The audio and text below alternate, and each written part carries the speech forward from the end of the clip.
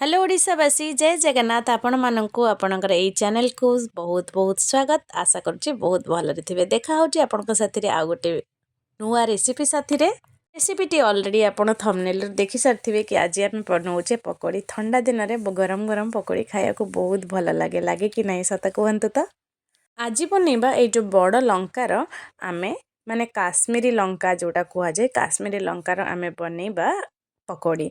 तो बहुत जन बहुत प्रकार बनाती सिंपल कहीं कहीं बेसन रे डुबेकी भी बनाती तो आमे टिके आज अलग प्रकार मु जो भाया बनाऊे से देखी एबे ता आगु जनाया चाहिए जदि आपण मो चैनल रे नुआ वर्तमान जाए सब्सक्राइब करना तो रिक्वेस्ट रहा निहाती सब्सक्राइब करंतु आउ ऑलरेडी जदि आपण मो सब्सक्राइबर ताले बहुत बहुत धन्यवाद आपण चैनल रे निहाती कमेंट करंतु वीडियो रे कमेंट करंतु केमिति लागुची जणांतु आउ बेसी रु बेसी शेयर करंतु मते बहुत आपण मानकर सपोर्ट रो दरकार। मते जो लंका मिलता सेटा बहुत ही बड़ थिला आपण देखि पारुथिबे तो मु एमिति करिकि ता भितरु माने पेट भितरु सबु जेमति क्लीन कला परे मंजी गुडी को आमे काढी दबा ता मंजी रो टेस्ट एते भलो लागिबनी तो एमिति करिकि आमे काढी दबा। गोटे स्टैंडर्ड साइज रो जोटा मिले सेटा हेले भल से आराम से सेटा बहुत कन्वीनियंट बनिया को एटा बहुत लंबा थिला मते लागिला काटिबी कि काटी देबी जाउची पुणी भाबिले नै काटी देले तार गोटे माने से गोटे मजा पळेबो। मु तो सेठी पियाज और लंका को छड़ेकी रखदेली ता आगु आमे स्टफिंग पई रेडी करिया मु टिके एथरे जीरा देइची आ टिके हिंग देइची तापरे काटिके रखिथिबा पियाज गुडी को देइची आ मु किछि एठी कंचा लंका गुंड गुंड करी काटिके देइची और रसुण मध्य गुंड गुंड करी काटिके देइची। आपण कंचा लंका आपणकर स्वाद अनुसार नेबे केते राग चाहुचंदी जदि आपनको बहुत राग पसंद ताले बेसी नेबे। एठी तीनोटी आलू ऑलरेडी बॉईल करिके रखी देइची सिझेई देइची ताकू एठी पियाज टिके भाजी गेला परे बहुत बेसी भाजबेनी जेमती मु भाजी से भाया भाजी गला मु आलू को पकईकी से मिक्स करदेबा। मु एथिरे एक्स्ट्रा आमचूर पाउडर मिसैची जोटा कि टिके खट्टा खट्टा लगे तो बहुत भल लगे आपड़ चाहिए आमचूर पाउडर नहले आपण जोटा चाट मसला भी थिले पकई पारे ता साथे मुझे भजा धनिया और जीरा गुंड जोटा थाए से डालमा रे पड़े मुझे पकईकी भलसे मिसई देइची ताले गोटे बढ़िया स्वाद पळे आसबो ई मसला रे।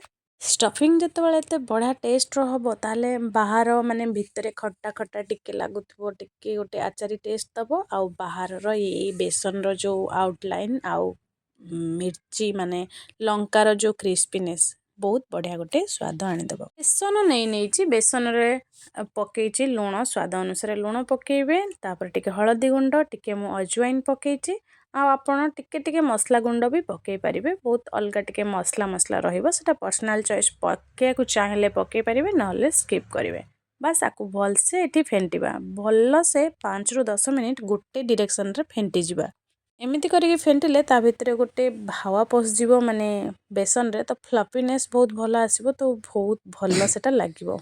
देखुचंती तो केते बड़ गोटे लंका माने मोर पूरा हाथे पाखापाखि लंका जेमती छोट छोट माछ आमे बनाऊचे पोहला माछ साइज रो गोटे गोटे लंका भाबिली अधारू काटिदेवी पुणी भाबिली ना काटिदेले से लंकार जो माने पकोड़ी रो जो गोटे गोटा गोटा लंका पकोड़ी रो मजा पळेबो परे भाबिली नाई गोटा गोटा भाजी दिए तापरे जदि मन हुए एते लंबा लंबा हेची काटिकी देखै परिबे।